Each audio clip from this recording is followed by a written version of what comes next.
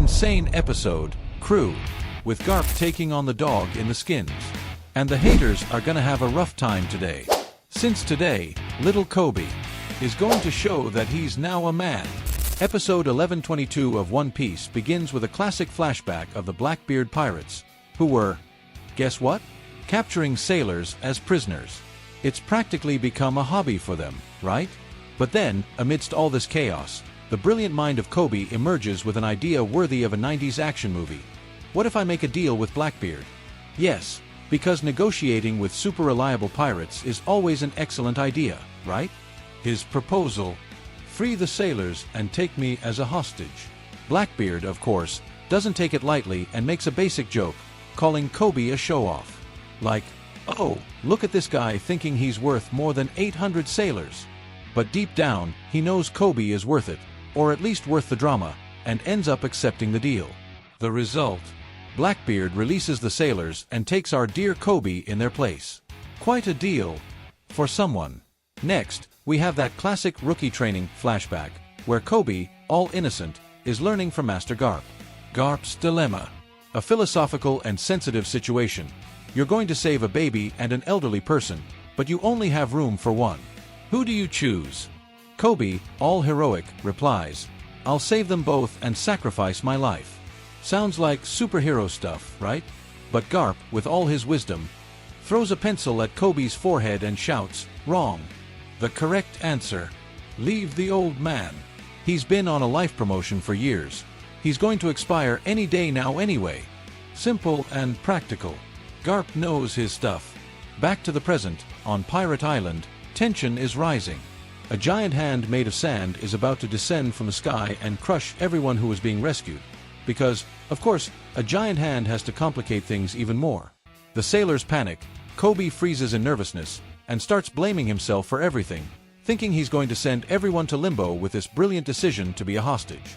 The guy starts sweating profusely, nearly having a panic attack, until, out of nowhere, he hears Garp's voice echoing in his mind, you can save them. And suddenly, that breath of hope boosts Koby, but the doubt still lingers. Can they really do it? Or is it going to go wrong? Even while lying broken and bruised on the ground, Garp still manages to come up with a strategy worthy of a master prankster.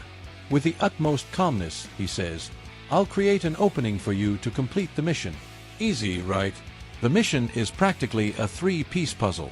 Koby will destroy the giant sand hand. Yes, that's it, a piece of cake. Prince will protect the ships from the debris of that hand because, apparently, fragile ships and giant pirates are a common combination. Helmeppo has the most relaxed mission, not really, to make sure no one gets close to the other two while they perform their heroic deeds. Easy, right? Of course, all three wear that "this is going to go very wrong" expression, but before they can utter a "but, sir," Garp cuts them off. Believe in your potential. Basically, a motivational speech in the style of a battle coach. They swallow hard but charge forward, now filled with conviction, and, of course, with a bunch of thirsty pirates on their tails. Helmeppo, who's on the front line dealing with the pirates, decides to go all out in brutal style. No diplomacy here. Meanwhile, Prince, who is more concerned with logistics, asks Koby, hey, do you have any bombs to blow up that giant hand? Because, of course, everyone carries a bomb in their pocket. But Koby, in his pure-hearted way, replies something like, dude, I only brought my willpower. Which, let's be honest, doesn't sound very useful against a giant sand hand. Amidst all this, one of the pirates fires a cannon shot directly at Koby, because why not, right? But just before the hero falls, Helmeppo swoops in like express delivery and blocks the shot, even knowing he was risking his own skin. After all, disappointing Garp would be like disobeying a father who taught you how to drive a tank and wants to see results. In the midst of the adrenaline, Prince shouts that classic tip, Koby, don't look back. It's almost a universal survival rule, the kind we learned from The Walking Dead and other apocalypse movies. Never look back. You know that if you do, things are only going to get worse. Meanwhile, Aokiji approaches Garp, who looks completely beaten up. The old warrior seems more worn out than a football player after extra time, but he's not here to mess around. He activates his hockey and charges at Aokiji as if he were in a competition of who can be more dramatic. Aokiji, always having a card up his sleeve, uses an ice barrier, because, of course, he's the king of cold. But Garp, with his crazy strategist style, actually just used the barrier to distract Akiji. "You think I'd stop here? I'm just warming up," he must have thought as he lunged toward Pizarro. And then, like a scene worthy of Hollywood, Garp attacks Pizarro with all the strength he has left, destroying the sand face that was on the island. It's that moment when epic music plays, and everyone stops to admire the scene. Pizarro's face becomes more dismantled than a sandcastle on the beach during a storm. On the other side, Koby watches everything from a distance, already somewhat worried and thinking, "I don't think today is the ideal day for an anxiety attack." He remembers a time when Garp told him he was the future of the Navy. That ignites a spark of hope in his heart, almost like an emergency light. If Garp believes in me, I can do it. So, even after Garp landed a sensational punch on Pizarro's face, the giant sand hand continues advancing toward the ship, where sailors and hostages are practically praying in unison. "Please, don't let that hand reach here." Koby readies himself, now more determined than ever, running toward the giant hand as if he were in a marathon, thinking, "That hand is not getting the hostages. Not today." Meanwhile, Garp, all tired and without a shred of energy, has one of those memories that pop up out of nowhere, like a random ad on TV. He recalls a moment when he told Helmeppo that Koby was making progress in his training. "This kid is improving, but he's pushing himself too hard," he grumbles, thinking of the 1,001 ways Koby has injured himself trying to be the next big hero of the Navy. Helmeppo, with that smile of someone who has a juicy gossip, reveals that Koby has been training secretly when he should have been sleeping. "Look, he's taking this sailor thing seriously. The kid is putting in extra shifts in training," Helmeppo says, almost like a sports commentator. "And what was this young prodigy doing in the middle of the night, you ask? Oh, nothing too complicated. Guess what? He was simply beating up ships that were no longer seaworthy. Yes, because nothing screams future of the Navy like attacking abandoned boats like a crazy pirate." Koby probably thought it was some sort of shock therapy to become stronger. Garp, hearing this, is probably thinking, "And I thought I was the only one with these crazy ideas." He must have felt a mix of pride and concern, like, this kid is going to end up breaking his own foot during one of those training sessions. Coming back from the memory, Koby is almost reaching the giant hand of sand. And then, a light appears in the sky that could very well be the opening theme of an anime. It's Koby himself, descending in free fall, almost like that classic scene from Digimon, just missing the DG evolution to transform him into the hero of the situation. But no one, and when I say no one, I mean neither allies nor enemies, believes he's going to stop that giant hand of sand. If confidence were a car, Koby would be driving the wrong way, without a seatbelt and clueless about how to get home. Even he must be thinking, "What am I even doing here?" And just when the hand is about to crush the ship, Koby feels a fire inside him, a willpower so intense that even Garp himself would be proud. It's almost as if he's taken a superhero energy drink. With that, he delivers a colossal punch that, for a brief moment, makes it seem like Garp is delivering an Oscar-worthy performance for Best Action with the most powerful fist in one piece. The force of the blow is so incredible that it shatters the giant hand of sand into thousands of pieces, like breaking a piñata full of surprises.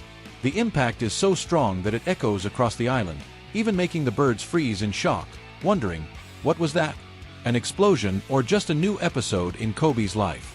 And on the other side, Garp watches everything and can't help but laugh, filled with pride. "That's my boy. One day you'll surpass me, if you don't break yourself first." And then, as if it were a Hollywood-worthy action scene, the debris starts crashing down toward the ship, creating a moment of tension that could even have an epic soundtrack. But hold on. Prince, using his web-slinging skills that he must have learned at some superhero school, manages to hold all the rubble, like a true Spider-Man in this situation. "I think I can do this," he must have thought, feeling all-powerful. Thanks to this, they manage to save everyone on board the ship. Helmeppo, who is a true drama champion, starts crying tears of joy at seeing that Koby managed to save everyone with his superpower. For him, it's stronger than any faucet left running. Look at Koby. He did it. He really did it. And it's no wonder, considering he witnessed all of his friends' hard work during training. Koby literally pushed himself to the limit to see results. It's one of those dramatic moments that would make any tough guy cry with emotion, almost like watching a lost dog reunite with its owner. And everyone finally reaches the ship, relieved and safe, ready for the journey back home.